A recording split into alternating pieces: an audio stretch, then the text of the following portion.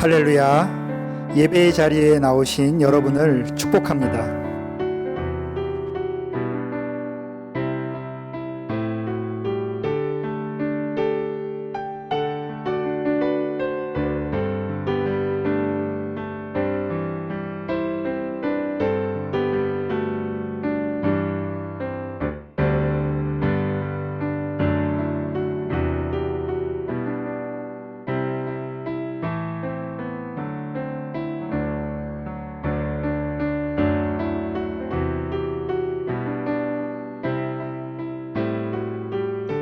나는 전능하신 아버지 하나님, 천지의 창조주를 믿습니다.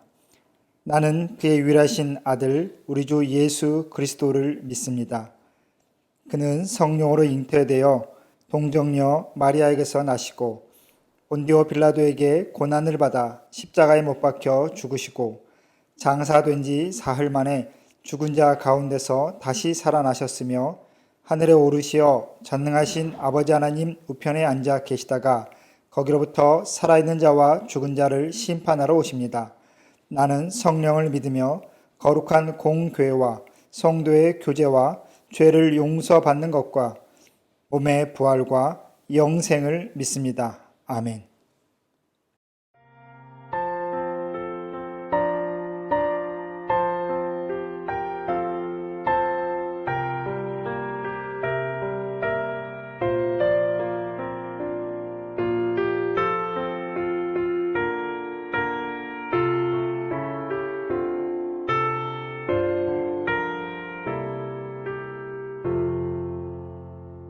내 주 되신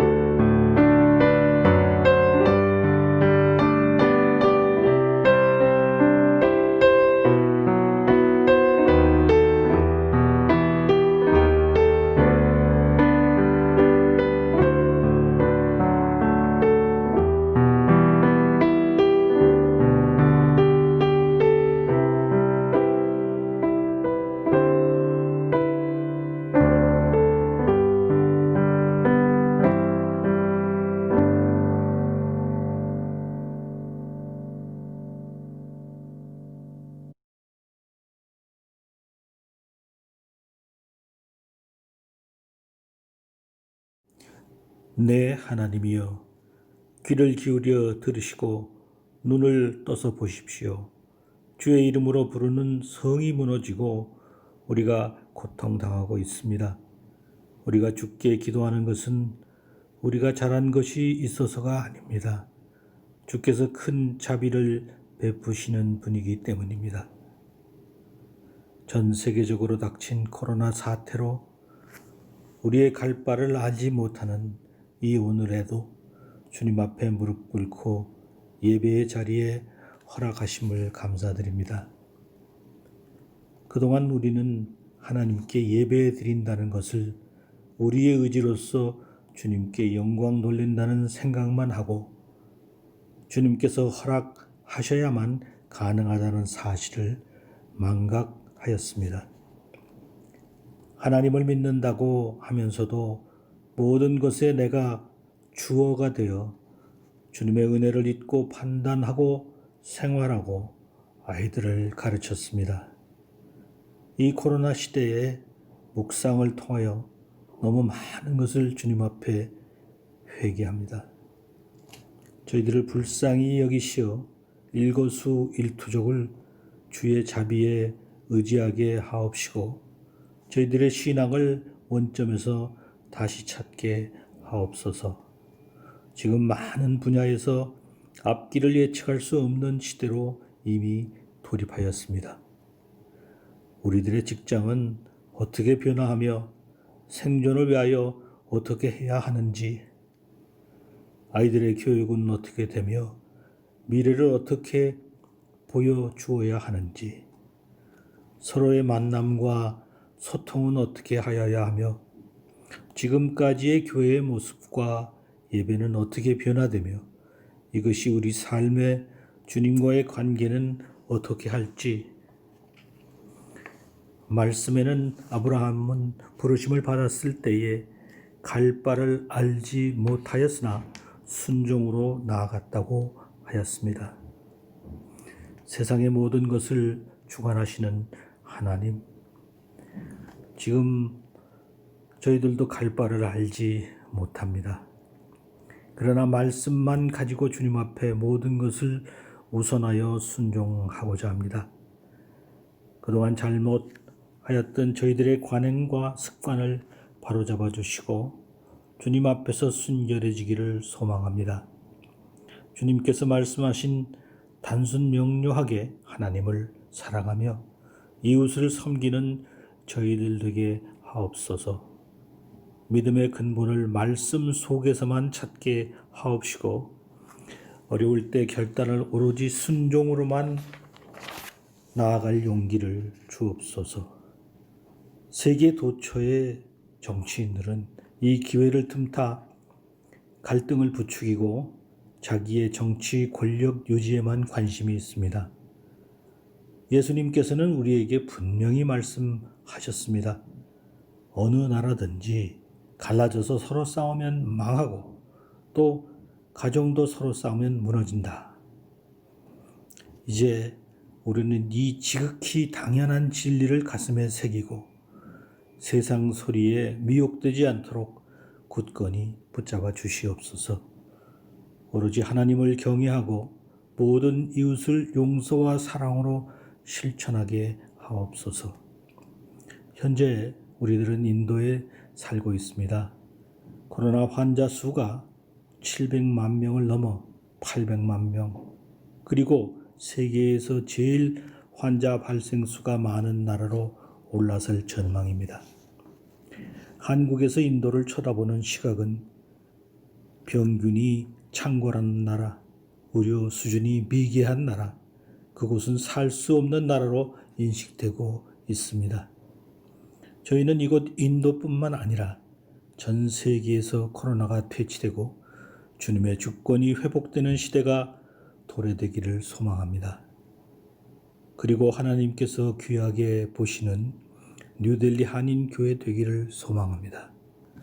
모든 성도가 이곳이 단순히 다녀가고 거쳐가는 교회가 아니라 하나님께서 주신 귀한 통로로 인식하여 향후 귀국하여도 각자 자리에서 역할을 감당하게 하옵소서. 또한 어려운 환경에서도 주님의 말씀 하나 붙잡고 선교 현장에서 노력하시는 선교사님들에게도 용기와 희망이 더욱 거세게 일어나기를 소망합니다. 이 혼돈의 상황에서도 목회를 주관하시느라 수고하시는 라목사님에게 진정한 교회됨이 무엇이고 오늘의 사명자가 무엇이며 말씀의 은혜를 더하여 주옵소서. 한편으로 인도에서의 선교 능력도 감당할 수 있는 기회도 주옵소서. 이 시간 코로나로 인하여 인도와 한국에 서로 떨어져 있는 가족들을 돌보아 주시고 성도들 각자의 기도 제목 위에 주님이 친히 응답하여 주시고 예배의 시종을 주님께 의탁하오며 거룩하신 예수 그리스도의 이름으로 기도드립니다. 아멘.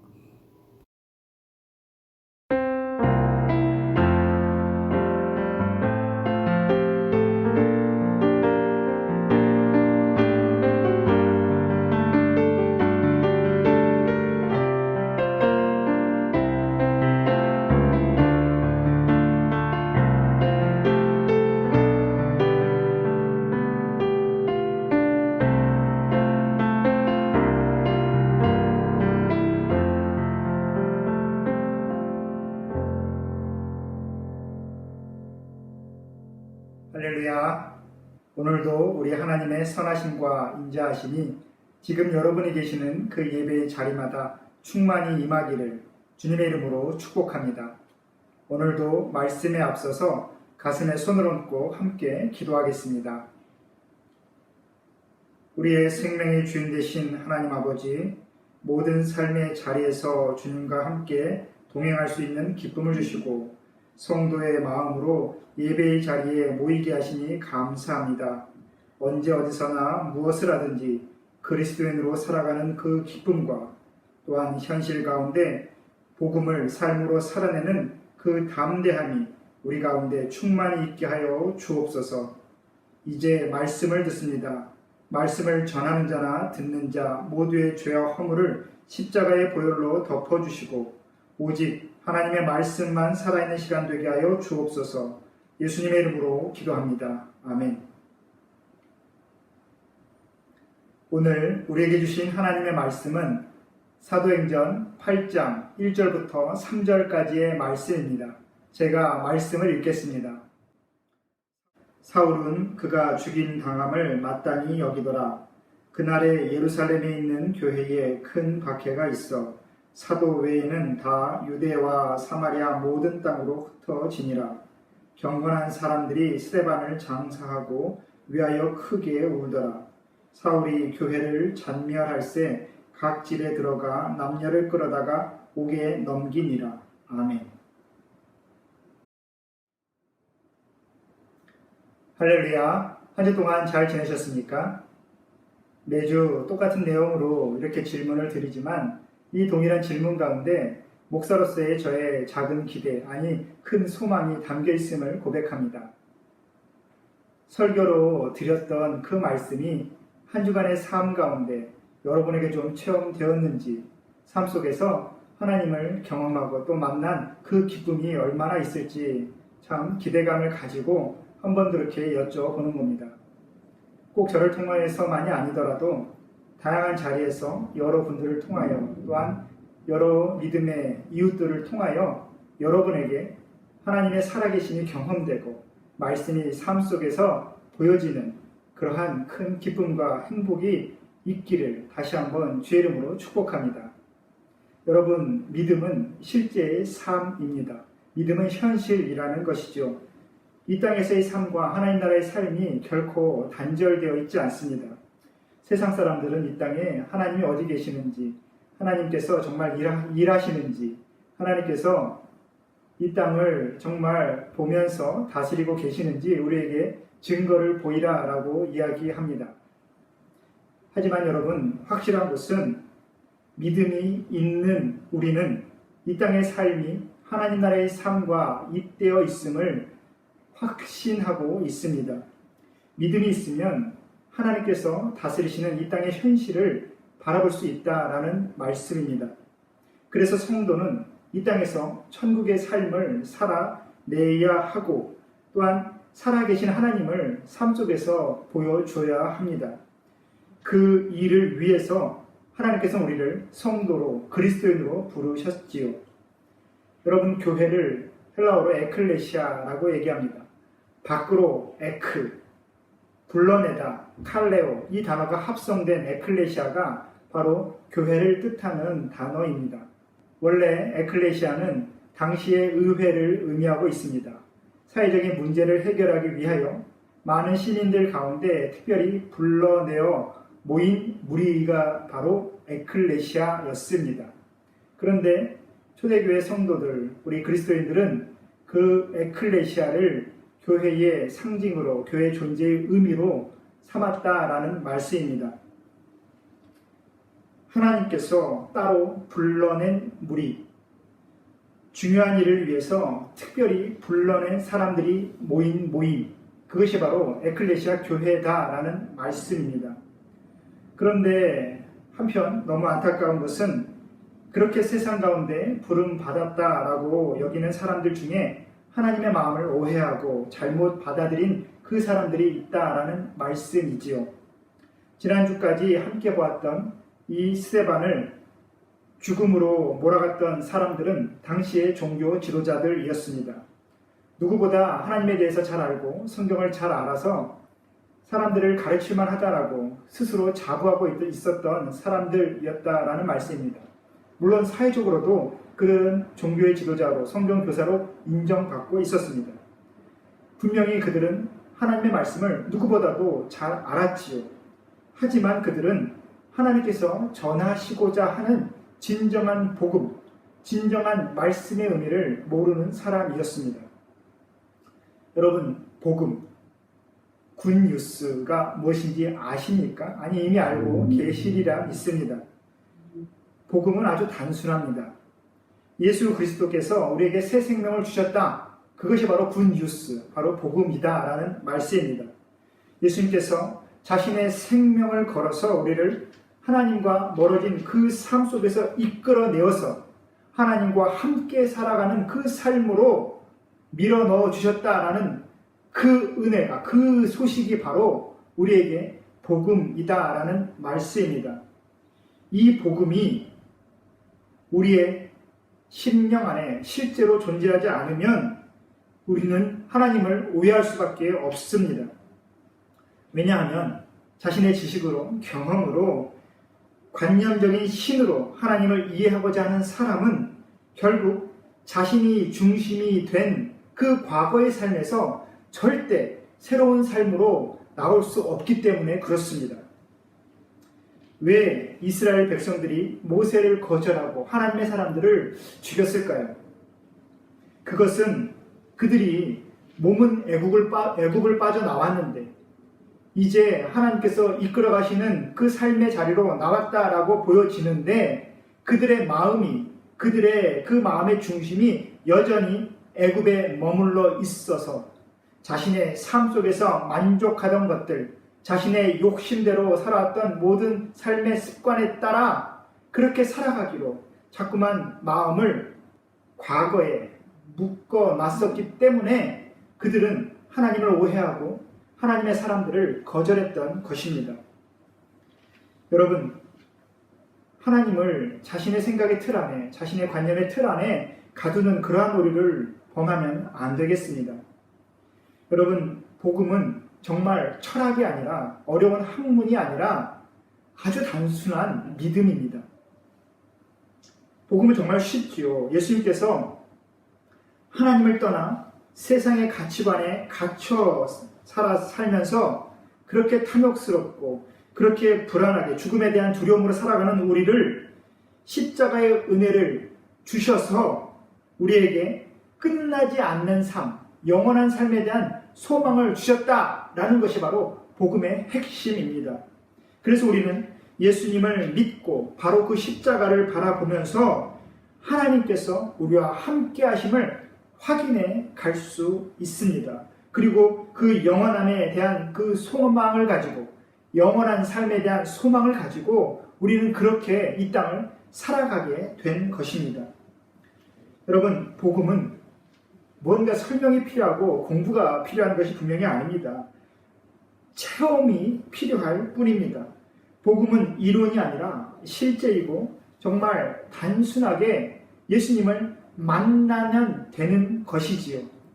예수님을 만나면, 예수님을 읽어서 알게 된 것이 아니라, 아니 남들에게 들어서 그런 건가 라고 이해하는 것이 아니라, 내가 예수님을 만나 내 안에 성령 하나님께서 체험되면 우리는 당연히 이 복음을 삶의 중심으로 받아들이게 되어 있습니다.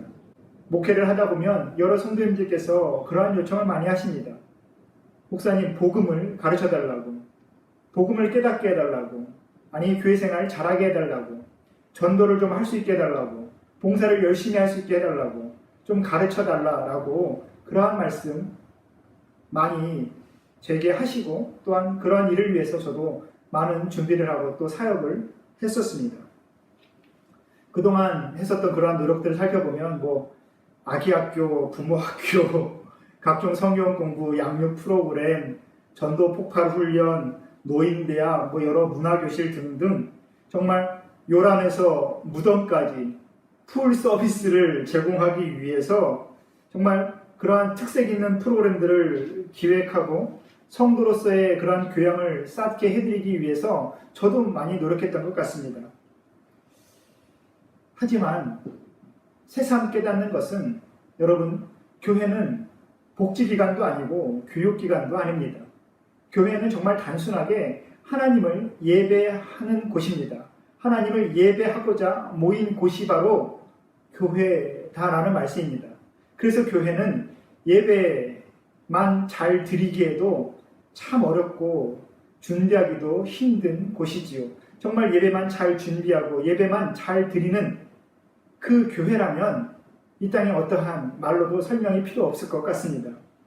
아이들을 잘 양육시켜주고 성역 공부를 시켜주는 교회, 다양한 성도의 교제를 위해서 문화교실을 열고 봉사와 전도를 할 수 있도록 다양한 스킬들, 방법들을 알려주는 그러한 교회, 세상의 다양함을 품어내면서 그 다양한 물음에 대해서 멀티플하게 아주 잘 대응하는 그러한 교회를 우리가 많이 꿈꾸고 있을까요? 물론 우리의 내면을, 그 성도로서의 내면을 풍성하게 만들어주는 그런 다양한 노력과 그러한 배려가 다 무용하다라는 말씀은 분명히 아닙니다. 다만 교회의 본질을 정말 다시 한번 되새기자라는 말씀이지요. 내가 복음을 듣고 예수님을 만나 새로운 삶을 시작했다라면 그 감동으로 우리는 여러 자리에서 우리의 믿음을 전할 수 있고 복음을 드러낼 수 있습니다. 매일 아침 저녁으로 내 자녀에게, 내 남편에게, 내 아내에게 말씀으로 살아낸 그 감동을 내가 전하고 사랑으로 기도해주며 배려해주고 격려해주고 보듬어 준다라면 가정에서의 성경 양육이 다른 무엇이 필요하겠습니까? 부모의 삶으로 전해주는 그 성경 교육 말고 그 이상의 어떠한 성경 신앙 교육이 무엇이 필요하겠습니까? 저도 전도 폭발 훈련 받아봤습니다. 혹시 받아보신 분 계십니까? 여러분, 전도에 1단계, 2단계 방법들이 필요할까요? 내가 경험한 그 예수님의 사랑을, 그 기쁨과 감격을 내가 품고 내가 경험한 만큼, 받은 만큼 전해주고자 주변 사람들을 살피고 내 마음에 들지 않더라도 내가 용납하고 좀 참아주고 인내하면서 그 사람이 잘 될 수 있도록 내가 배려해주고 품어주고 도와주는 것, 그 이상의 전도가 무엇이 필요하겠습니까? 여러분, 말씀을 설명하는 것이 아니라 말씀은 내 몸으로 그냥 보여주면 되는 것입니다. 여러분, 지금은 선생이 필요한 시대가 아닙니다. 왜 그렇게 우리는 다른 사람을 가르치려고 할까요? 내가 경험한 것이 이런 건데, 요즘 내가 느끼는 것은 이런 건데, 내가 살아온 방법은 이런 것인데 이 방법이 더 나은데 한번 해보라고, 한번 깨달아 보라고, 그렇게 한번 찾아가 보라고 그렇게 가르치려는 사람은 정말 많은 시대입니다. 하지만 지금은 선생이 필요한 것이 아니라, 나를 가르친 사람이 필요한 것이 아니라 나의 친구가 필요하고 이웃이 필요하고 조력자가 필요한 시대입니다. 어렵고 힘들 때 도와줄 수 있을 만큼 도와주면 족한 것이죠.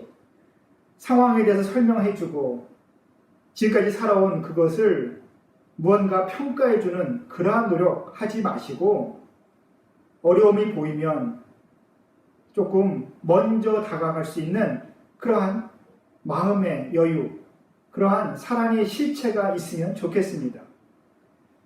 여러분, 누군가를 도와준다라는 것, 내가 가진 것으로, 내가 할 수 있는 것으로 내가 이만큼 해온 것을 설명한 것이 아니라 그 사람에게 그저 참아주고 해줄 수 있을 만큼 베푼다는 것, 그 이상의 사랑은 분명히 없습니다.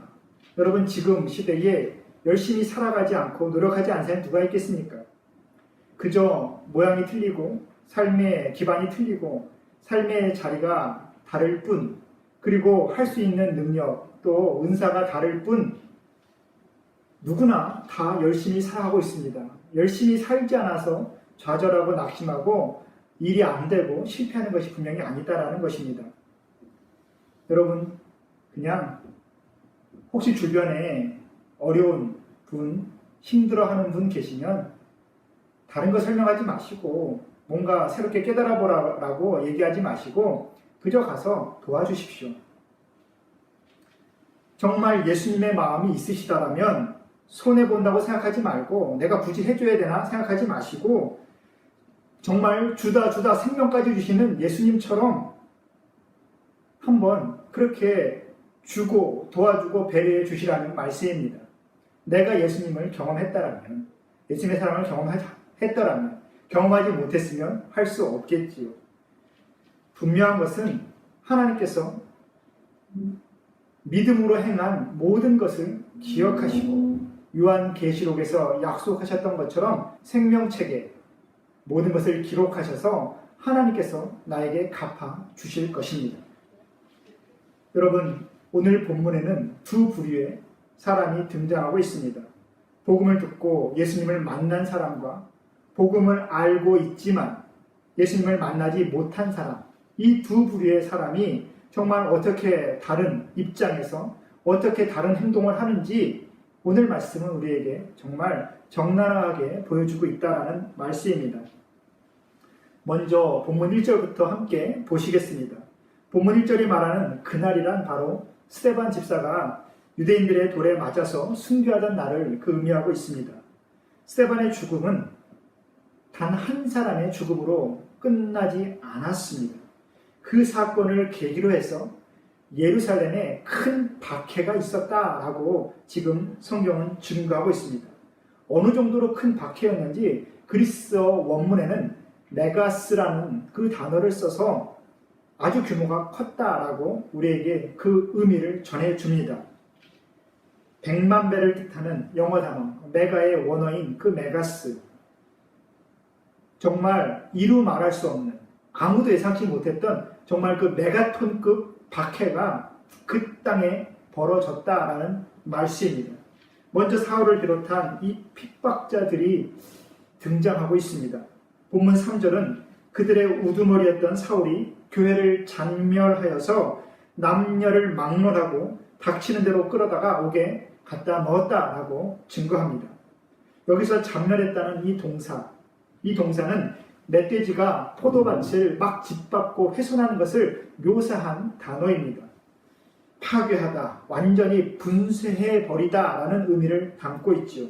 그만큼 아주 폭력적이고 이루 말할 수 없이 잔인했다라는 것을 이 단어에 담고 있습니다.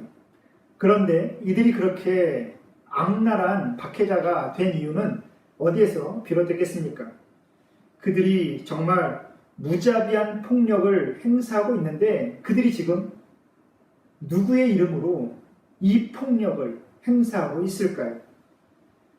바로 하나님을 위해서, 하나님의 이름으로 그 짓을 하고 있는 것입니다. 하나님을 잘못 알고 하나님을 잘못 이해한 그 모습대로 살아간다는 것이죠. 여러분, 우리의 교회 안에, 이 땅의 교회 안에 이러한 핍박과 박해, 이러한 갈등과 오해, 상처 주고받는 일 없겠습니까? 왜 그렇게 참아주지 못하고 견디지 못하고 듣기보다 먼저 입을 열고 또한 입을 연 다음에 자신의 마음을, 자신의 감정을 왜 그렇게 숨김없이 드러내는 시대가 됐을까요? 하나님을 오해하고 우리가 하나님의 이름으로 믿음이 있는 그 성도의 모습으로 행하는 모든 많은 일 가운데에 혹시나 하나님을 오해한 것은 없는지, 하나님이 그런 분이라고 내가 그렇게 여기고 있는 부분은 없는지 이 지점에서 다시 한번 우리는 생각해 볼 필요가 있습니다. 사도행전 9장 18절은 사울이 다메섹 도상에서 주님을 만난 뒤에 사울의 눈에서 비늘 같은 것이 벗어졌다라고 우리에게 알려줍니다.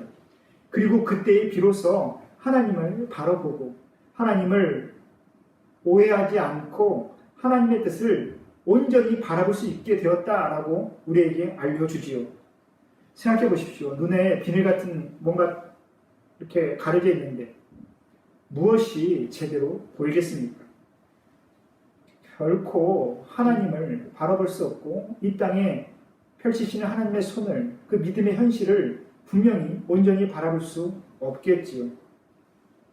그렇게 무언가 눈에 씌워져 있는 상태에서 무언가 하나님의 것이 아닌 다른 논리로, 나의 경험으로 내가 깨달은 바로 그렇게 말씀을 덮고 있는 상태에서 어떻게 하나님의 뜻을 온전히 이해하고 어떻게 하나님의 말씀을 사람들에게 밝히 전할 수 있겠습니까? 그 상태에서 믿는 하나님이란 온전하신 하나님이 아니라 인간에 의해 만들어진 하나님의 가짜 이미지일 수밖에 없는 것입니다. 그때의 믿음은 결국 자신이 이루고 싶은 그 욕망을 투영한 세상의 관념적인 신밖에 될 수 없는 것이지요. 이런 상황에서 열심을 내면 낼수록 그들은 더 비성경적인 그러한 행위를 할 수밖에 없습니다. 그는 하나님을 믿는 자가 아니라 자기의 힘을 믿고 자신의 능력을 믿고 자신의 삶의 기반, 자신이 가진 것들을 믿는 자기에 빠진 자기 중심적인 인간밖에 될 수 없는 것입니다.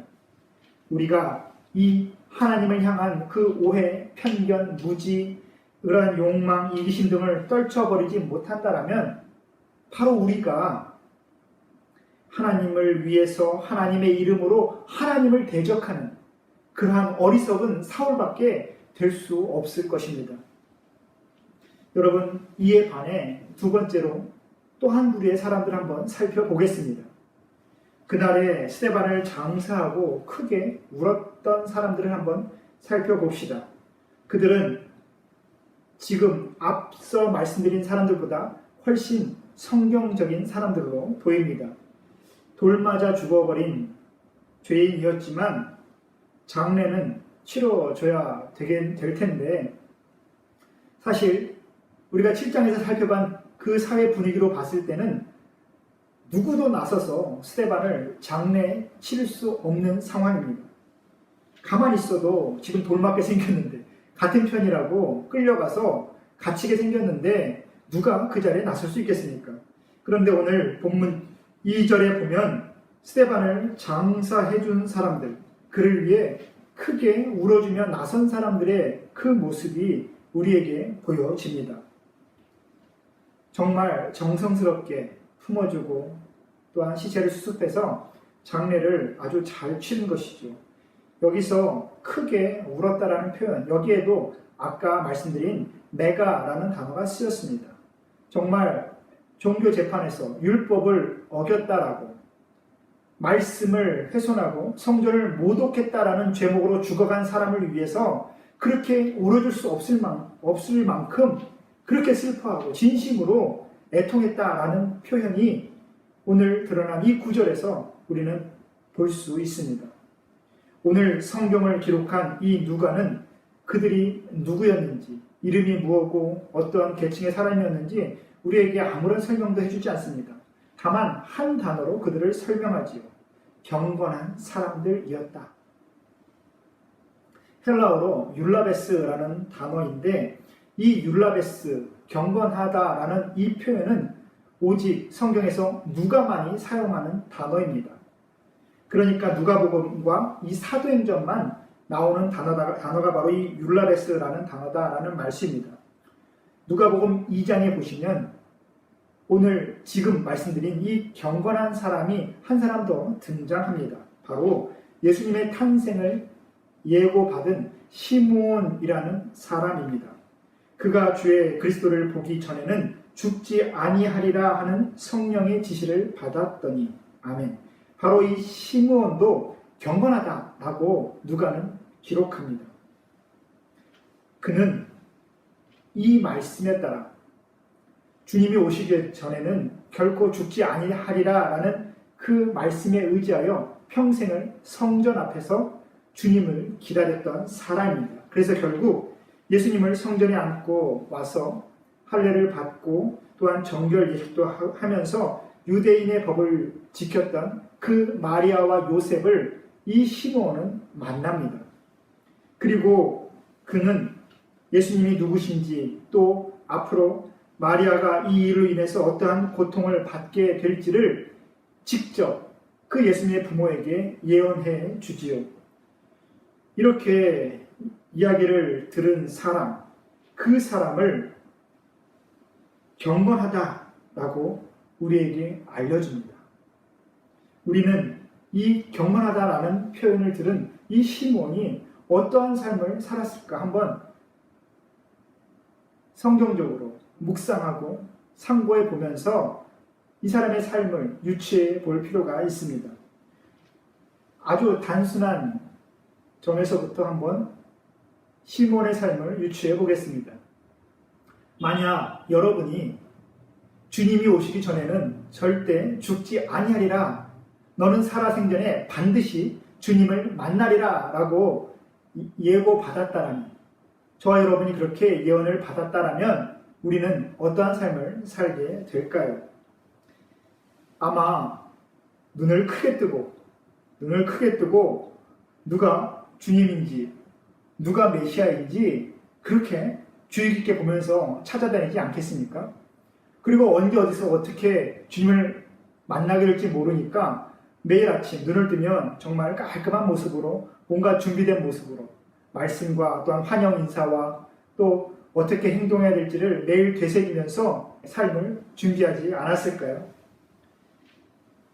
경건하다, 이 율라베스라는 단어는 원래 그 어원이 잘 붙잡다, 신중하게 행동하다라는 의미를 담고 있습니다. 이 율라베스의 의미를 잘 설명하는 우리말 단어에는 조심이라는 단어가 있습니다. 한자어인데 그 말 그대로 마음을 꽉 붙잡다라는 의미이죠. 내가 내 마음을 잘 다스리면서 주님을 위하여 마음을 꽉 붙잡고 있는 상태, 그것이 바로 조심스러운 삶이고 또한 율라베스, 경건한 삶이다라는 말입니다. 메시아를 볼 것이라는 그 시므온, 그 시므온은 아마 하나님 앞에서 부끄럽지 않은 자신을 지켜내고자 그렇게 신중하고 조심스러운 삶을 살았을 것입니다. 다른 사람들과는 좀 구별된 사람, 그런 구별된 삶을 반드시 살았겠죠. 왜냐하면 세상 사람들은 알아보지 못하더라도 자신은 주님을 알아볼 수 있으니까. 그래서 주님 앞에서 부끄럽지 않은 모습으로 서야 되기 때문에 아마 자신의 삶을 잘 다스리면서 준비했을 것입니다. 바로 그런 마음으로 조심스럽게 구별된 삶을 살았던 사람들이 바로 이 본문에 등장하는 경건한 사람들이라는 말씀이죠. 그 경건한 사람들이 스데반의 장례를 치러주고 또한 함께 울어주면서 그 슬픔을 나눠진 사람들이었습니다. 여러분, 이 의미를 잘 아시겠습니까? 사람의 성격은, 사람의 본성은 어렵고 힘들 때 분명히 드러나게 되어 있습니다. 속된 말로 돈 잘 벌고 잘 나갈 때 모두가 인격자이지요. 하지만 상황이 어렵고 또 곤란한 일이 생기고 누군가 부탁받고 내가 손해볼 것 같고 내가 불편해질 것 같을 때에 사실 그 사람의 진가가 분명히 드러나게 되어 있습니다. 그래서 친구 관계도 정말 나의 진정한 친구, 진정한 이웃도 그때 드러나는 것 아니겠습니까? 스데반은 죽었습니다. 종교 재판에서. 그것도 말씀을 왜곡하고 성전을 모독했다라는 죄목으로 돌에 맞아 죽었습니다. 그리고 나자 스데반과 같은 그러한 믿음의 기반을 갖고 있던 사람들은 정신없이 몸을 피해 숨기에 바빴지 않았을까 여겨집니다. 무슨 일을 어떻게 해야 될지, 이제 어떻게 수습해야 될지 지금까지 잘 다니던 그 회당에는 어떠한 모습으로 나가서 앞으로 무슨 말을 해야 될지 혼란스러운 상황에 빠졌을지 모릅니다. 그런데 전혀 상관없어 보이는 일단의 사람들이 스데반의 그 시신을 거두고 장례까지 치러주면서 마치 스데반이 그렇게 죽을 것을 알고 있었던 것처럼 이러한 일이 벌어질 것을 예상하고 있었던 것처럼 담담하게 스데반의 시신을 수습하고 장례를 치러주고 함께 울어줬다라는 말씀입니다. 이 지점에서 분명히 우리가 짚을 것은 이 경건한 사람들이 스데반이 불쌍해서 장례를 치러준 것이 아니다라는 말씀이죠. 그들은 이미 늘 그런 식으로 경건함으로 살아왔던 사람들입니다. 정말 이 점이 중요한 것이죠. 그냥 불쌍한 마음이 들어서 갑작스럽게 내가 덕스러운 일을 한 것이 아니라 정말 무슨 경건한 행동을 한 것이 아니라 그저 담담하게 할 일을 하고 있는 모습을 그들이 보여줬다라는 말씀이죠. 그래서 오늘 말씀 2절은 그들의 행위가 경건한 행동이었다라고 표현하지 않고 경건한 사람들이 그렇게 행동했다라고 경건한 사람들이 이런 일들을 했다라고 담담하게 기록하고 있는 것입니다. 여러분, 행위가 변하는 그러한 차원을 넘어서 이미 그들은 완전히 바뀌어진 사람들이었습니다. 경건함으로 바뀌어진 사람들이었다라는 것이죠. 바로 복음을 듣고 예수님을 만나 새로운 삶으로 완전히 변화되었기 때문에 그들이 일순간에 경건한 행동을 한 것이 아니라 상황이 벌어졌을 때 마치 준비된 사람들처럼 그 하나님의 일을 감당했다라는 말씀입니다. 앞서 언급해드린 이 누가복음 2장에 나오는 시므온도 그런 사람이었습니다. 그가 잠시 경건한 행동을 한 것이 아니라 순간적으로 마음에 감동이 돼서 아기 예수님을 맞이하고 마리아와 요셉에게 예언해 준 것이 아니라 늘 하나님의 말씀에 주의를 기울이고 그 말씀을 꽉 붙잡고 살아가면서 늘 성령으로 충만하여 조심스러운 삶을 살아왔다. 바로 그 점이 정말 중요한 의미입니다. 조심의 반대, 무슨 말인지 아시죠? 바로 방심입니다. 마음을 놓아버리는 것, 마음을 붙잡지 않고 놔버리는 것, 그것이 바로 방심이지요. 이것도 좋고 저것도 좋고 왜 교회는 그렇게 답답한지 교회 사람들은 이렇게 세상을 즐기지도 못하고 목사는 맨날 저렇게 똑같은 말만 하고 성경 읽으면 다 아는데 뭐 그냥 그렇게 늘 새로운 것처럼 얘기하고 있고 왜 그렇게 답답한 삶을 살고 있는지 때로 이해 가지 않을 때가 있을 것입니다. 세상 사람들이 말이죠. 우리 말고. 그런데 그러한 세상 사람들의 이야기에 듣다 보면 우리도 모르게 마음에 방심할 때가 있습니다. 그래, 이 정도는 좀 괜찮겠지. 한두 번 좀 넘어가도 되겠지. 하지만 여러분, 신앙에서 방심은 정말 치명적인 실수입니다. 사단이 우는 사자처럼 나를 노리고 있다라고 우리에게 말씀은 그 위험성을 전해주고 있습니다. 마음을 놓고 내 뜻대로, 내 의지대로 살아간다? 믿는 사람에게는 있을 수 없는 삶의 자세입니다. 그리고 이 경건한 사람들이 이제 세상 가운데 흩어지게 됩니다. 1절을 다시 한번 보시면 그날에 예루살렘에 있는 교회에 큰 핍박이 나서 사도 외에는 다 유대와 사마리아 모든 땅으로 흩어집니다. 여기서 저는 좀 이해가 되지 않는 부분이 있었죠. 우리의 이해로 지금 순교자가 나왔는데 하나님께서 정말 하늘을 여시고 우리 주님께서 자리에서 일어나셔서 맞이할 정도로 하나님을 기쁘게 한 그 순교자가 지금 이 땅 가운데 생겨났는데, 그리고 그 순교자가 죽어간 그 자리에 지금 이전부터 준비되었던 경건한 사람들이 모여들었는데 이제 뭔가 조금 성령의 역사가 새롭게 좀 강력하게 일어나야 되는 건 아니겠습니까? 그야말로 하나님의 승리를 선포할 만한 그러한 역사 말입니다. 정말 어린 생각에, 정말 단순한 생각에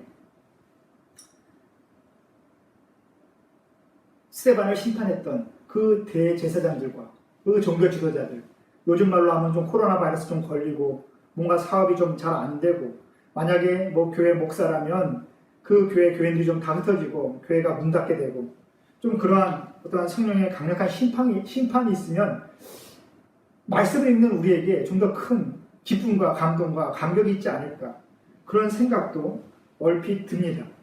그런데 그 당시의 상황이 우리의 그러한 바램과 기대와는 정말 정반대로 벌어집니다. 스데반이 순교한 다음에 성도들이 각지로 쫓겨나게 됩니다. 그것도 생명의 위협을 받아서 자신의 고향을 떠나 삶의 기반을 타놓고 그렇게 도망치듯 예루살렘을 빠져나가게 된다라는 말씀입니다. 이것이 쉽게 이해가 가십니까? 여기서 흩어지다라는 단어는 디아스페로이라는 단어입니다. 근데 이것은 사람들이 그냥 모였다가 흩어지는 그러한 단순한 의미 말고 좀 더 미묘한, 아주 미묘한 그 의미를 우리에게 전해주는 단어이지요. 디아스페로이는 원래 농부가 씨를 뿌릴 때에 하나하나 이렇게 세심하게 심는 것을 말하는 것이 아니라 그냥 공중에 날려서 그 씨앗이 바람에 흩어져서 이것저것에 그냥 자유롭게 뿌려지는 모습을 형상화한 단어, 그것이 바로 디아스페로이라는 것입니다. 그래서 이것은 흩어지다가 아니라 원래 뿌려지다라는 단어로 우리에게 많이 전해지지요. 우리가 잘 아는 이 사도행전에 등장하는 디아스포라 성도, 그 디아스포라도 분명히 이 단어에서 유래한 단어입니다. 그러니까 이 구절은 경건한 사람들이 박해를 피해서 뭔가 두려워서 쫓겨가듯 세상 가운데 흩어졌다라는 표현이 아니라 하나님께서 그들을 정말 먼 땅으로 보내시기 위하여 공중에 날려 흩으셨다라는 그 의미를 담고 있다라는 말씀입니다. 사랑하는 여러분, 이렇게 하나님께서 흩으시는 역사도 분명히 우리의 삶 가운데 여러 번 등장했었습니다. 우리나라도 평양 대부흥을 겪고 나서 평안의 시대로 모든 사람이 풍족하고 정말 풍요로운 태평 성대를 이뤘던 것은 아니라 그 이후에 6.25 전쟁이 발발하여 온 나라가 비탄에 빠지고 또 이 땅의 교회가 무너져서 많은 성도들이 전국 곳곳으로 흩어졌음을 우리는 알고 있습니다. 그리고 이 땅의 모든 나라도 산업혁명 이후에 풍요의 시대를 마냥 누린 것만이 아니라 세계대전을 통하여 여러 곳으로 사람들이 자신의 뜻과 다르게 삶의 기반이 옮겨졌던 그러한 삶의 역사를 우리는 또한 분명히 알고 있지요. 그런데 시간이 흐르고 나서 우리가 그 결과를 본다면 물론 실제적인 어떠한 배경이나 역사적인 판단이야 여러 면으로 존재하겠지만 단순히 정말 믿음의 시선으로 교회의 역사로 판단해 본다라면 그 유교를 통해서 전국 각지에 그 무속신앙이 팽배한 해안 끝, 정말 땅끝이라고 여겨지는 산속 깊은 곳까지도 그렇게 성도들이 들어가 교회가 세워졌다라는 그 결과만 놓고 봐도 하나님께서 흩어 뿌리시는 그 이유가 분명히 있음을, 하나님께서 분명히 그 흩어 뿌려지는 역사 가운데 일하고 계심을 우리는 이 역사의 모든 결과로 감히 이해해 볼 수 있을 것입니다. 오늘 이 본문에 경건한 사람들이 자신들이 당하는 그 박해가 너무나 두렵고 생명에 대한 위협 때문에 어쩔 수 없이 도망가는 그러한 모양새가 분명히 있을 것입니다. 하지만 그들은 쫓겨가고 도망가면서도 그저 숨기에 급급했던 것이 아니라 물러서면서도 끊임없이 복음을 전했다라는 것을 우리는 이 역사적인 기록, 성경의 기록을 통해서 다시 한번 알 수 있습니다.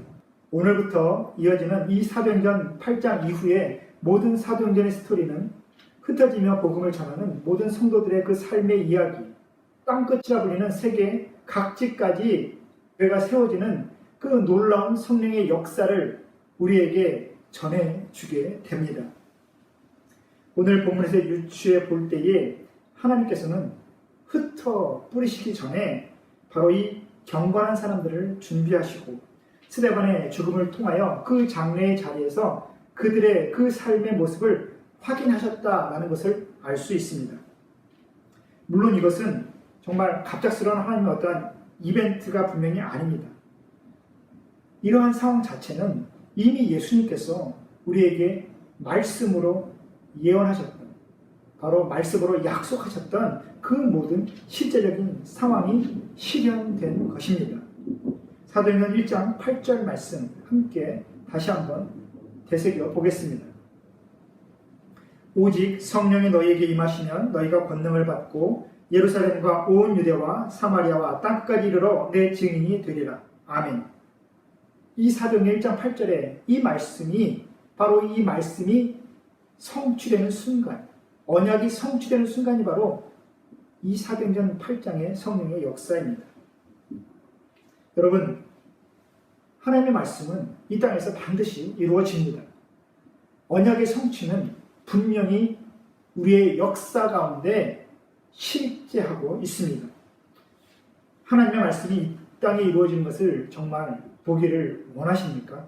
그러한 것을 경험하기 위해서는 단 한 가지, 바로 이 경건한 사람들이 준비되면 됩니다.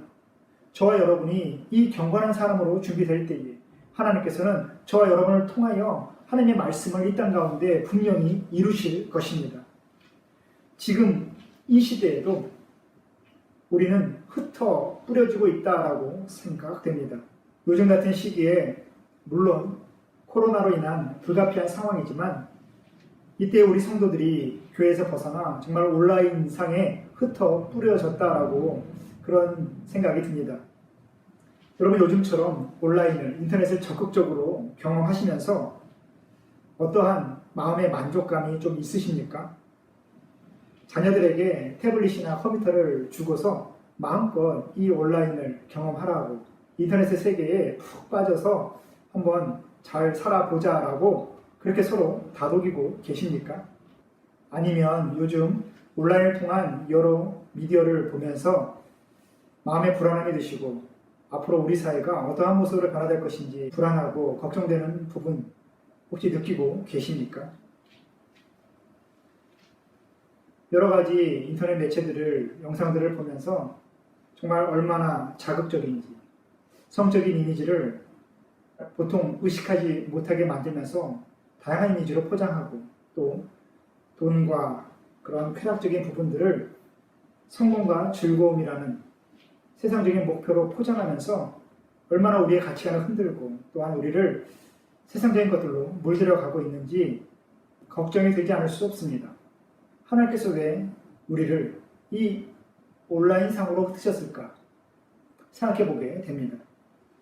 어쩌면 앞으로의 우리 자녀들의 시대를 준비하기 위해서, 이제 인터넷이 아니면 삶이 단절된 것과 같은 이 새로운 시대를 준비하기 위해서 온라인상에 하나님 나라의 가치를 심고자 우리 성도들을 이 시기에 적극적으로 그렇게 흩어 뿌리신 것은 아닌가 하는 그러한 감동도 한편 듭니다.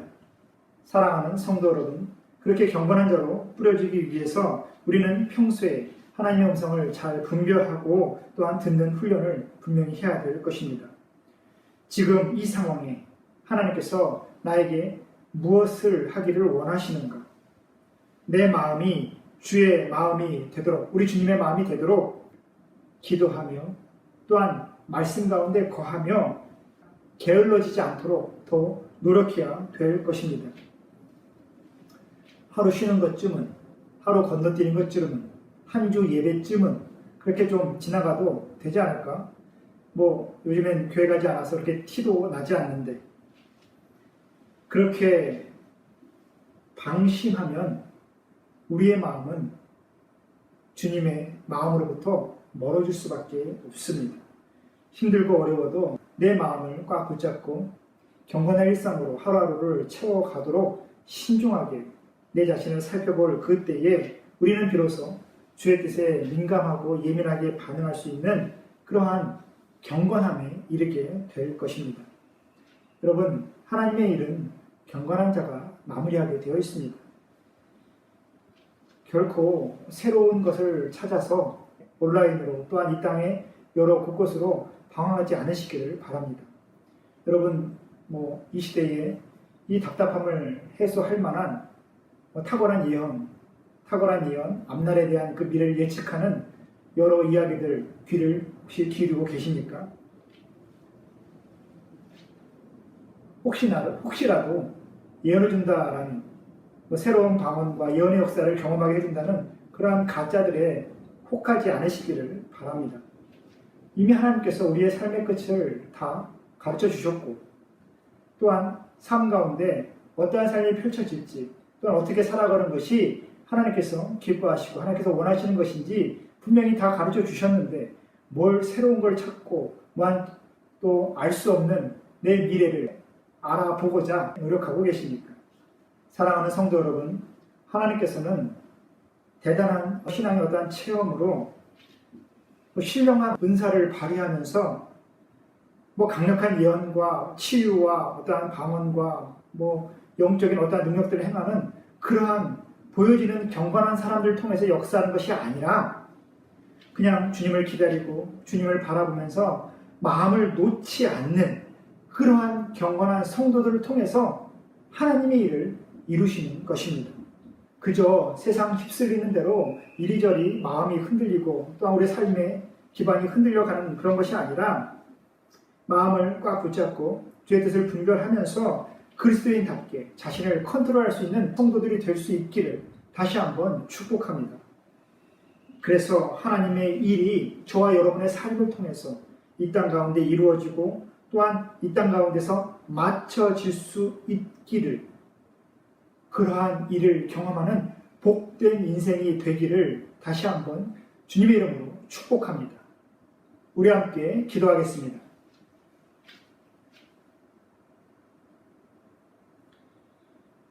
오늘도 하나님의 말씀 앞에 우리 자신을 비추어 보고 삶을 돌아보게 하시니 감사합니다. 스데반을 위해서 이 땅의 모든 영혼들을 위해서 준비하셨던 그 경건한 사람들처럼 이곳에 모인 모든 성도들이 하나님의 말씀이 이 땅에 이루어지는 것을 보기 원하는 그러한 성도들로 새로운 삶을 시작하게 하여 주옵소서. 날마다 주님과 함께하며 주님의 뜻 가운데 자신을 준비할 수 있도록 주님 함께하여 주옵소서. 이제 또 하루를 시작하고 이 땅에서의 삶을 지속하길 원합니다. 자신이 밟는 모든 땅에서 복음이 들려지도록 믿음의 현실을 그렇게 살아내는 우리 모든 성도들이 되게 하여 주옵소서. 코로나로 인한 그 불안함과 어려워진 경제 상황 속에서도 가족을 위해 일하고 있는 모든 가장들을 지키고 보호하여 주옵소서. 특히나 가정을 이루고 살기 위해서 노력하는 모든 가정들에게 화목함과 평안함을 한없이 부어 주옵소서. 예수님의 이름으로 기도합니다. 아멘.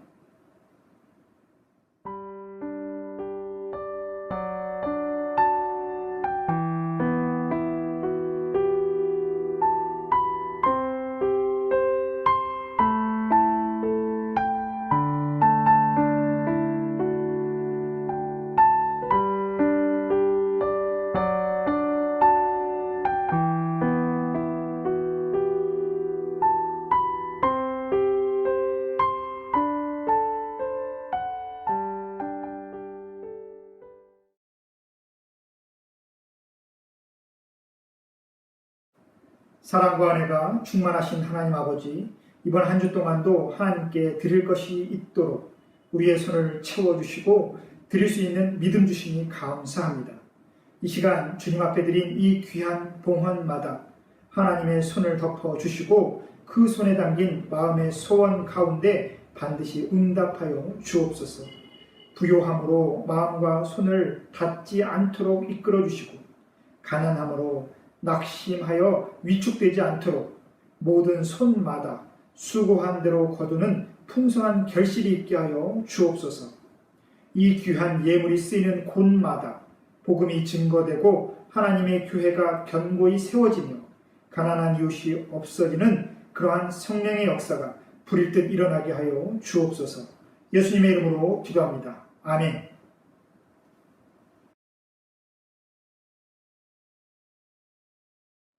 이제는 우리 주 예수 그리스도의 은혜와 하나님 아버지의 다함없는 사랑과 성령 하나님의 감동, 감화, 교통하심의 역사가 날마다 자신을 하나님의 말씀에 비추어 보며 하나님의 말씀이 이 땅에 이루어지는 성령의 역사를 기다리고 있는 이곳에 있는 모든 성도들 위에, 그리고 하나님의 은혜가 아니면 단 한순간도 온전히 살아갈 수 없는 이 땅의 모든 영혼들과 그들을 섬기는 주의 종들 위에 지금부터 영원히 함께 하시기를 간절히 축원하옵나이다. 아멘.